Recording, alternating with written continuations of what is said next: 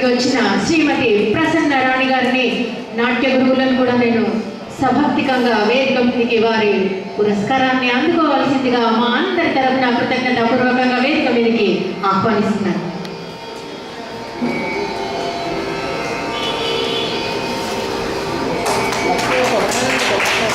చప్పట్లు ఆపితే అసలేం బాలేదు.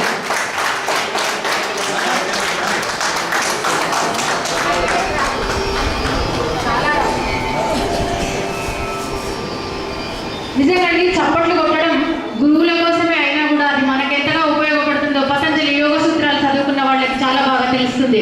ఎందుకంటే ఇంకా పింగళలో ఉన్న శ్వాస సుషుమ్న నాడిని యాక్టివేట్ చేసి పాజిటివ్ ఎనర్జీని ఇస్తుంది. 72,000 నాడుల్లో స్పందనను కలగజేసి ఒక అద్వితీయమైన శక్తిని ఇస్తుంది. ఎవరెవరికి ఆ శక్తి కావాలనుకుంటే దయచేసి చప్పట్లు కొట్టాలి.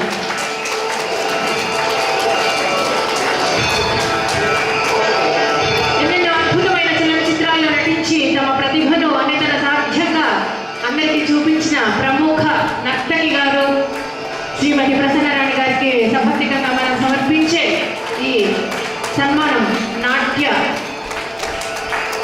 శిరోమణి గారు, వారికి మరొకసారి మన చప్పట్లు.